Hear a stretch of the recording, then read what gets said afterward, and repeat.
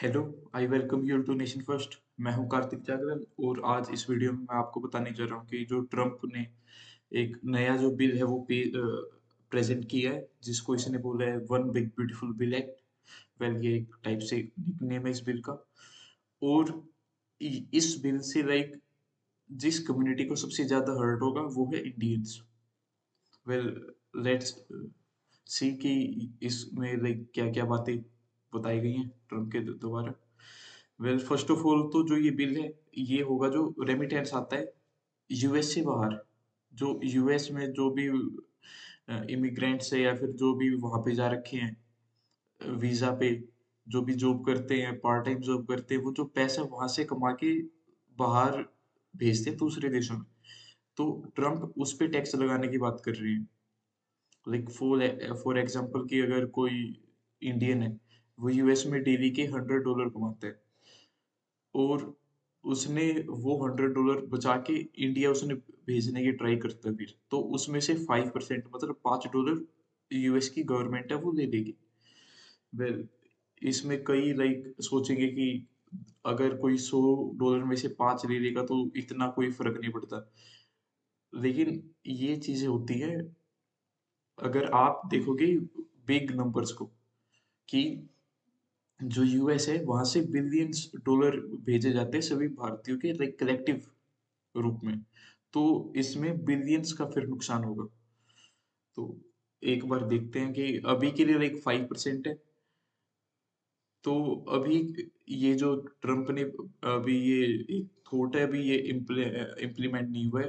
तो अभी एक दूसरा है कि इंडिया है जो पैनिक भी करेंगे, क्योंकि 5% अगर 1 मिलियन का 5% हो बहुत बड़ी रकम हो जाती है। ठीक है।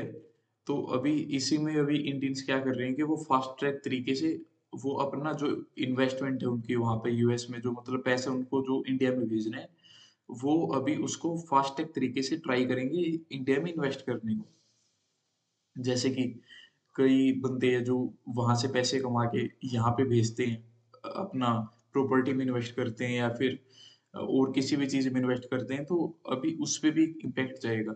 अभी एक बड़ी मात्रा में अगर किसी चीज की डिमांड होती है तो उसका प्राइस अप होता है।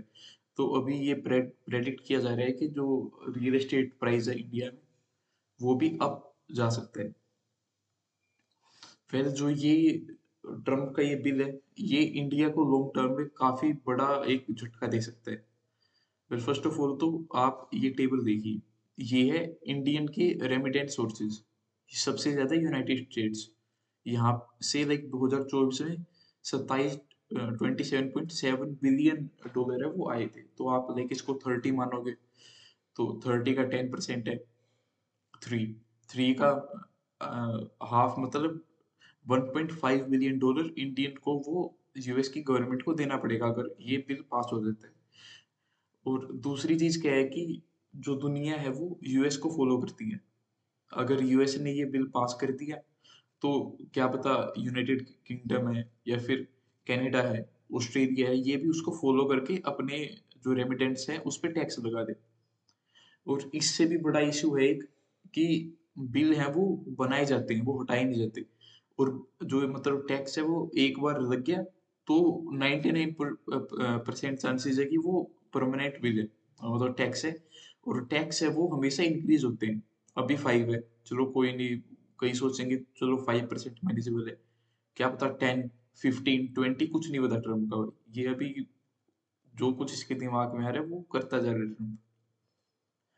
तो अभी क्या है कि अभी के लिए तो मैनेजेबल है, लेकिन अगर फ्यूचर में, क्योंकि एज टैक्स है वो इंक्रीज ही इंक्रीज होगा, और वो भी ट्रम्प ने लगाया दूसरे देश जो दूसरे देश के नागरिक हैं उनके ऊपर। तो उसका भी इसको इतना कुछ फर्क नहीं पड़ता ट्रम्प को कि जो दूसरे देश के हैं उन पे भी कितने टैक्स लगूं। अभी यूएस की इकोनॉमी पे थोड़ी, इसको उसको तो बेनिफिट होगा, उसको तो पैसे कमाने।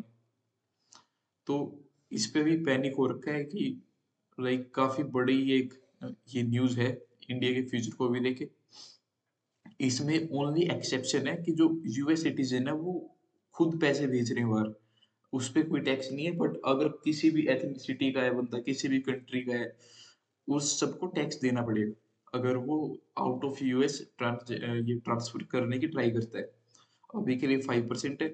फ्यूचर में देखो कि क्या होता है। अभी इस पे हो सकता है कि अभी जो हमारा एफटी है यूएस के साथ, अगर गवर्नमेंट का कुछ ना कुछ वो वहां पे ऐड ऑन करवा सके ओनली फॉर इंडियंस, तो वो काफी बड़ी विक्ट्री हम लाइक समझ सकते हैं इंडिया के लिए। वेल अभी के लिए इस न्यूज़ में इतना ही। लाइक अगर फ्यूचर में जो भी इसका अपडेट आएगा मैं आपको इन्फॉर्म कर दूंगा, तो please subscribe my channel. Well that's all, thank you and have a nice day.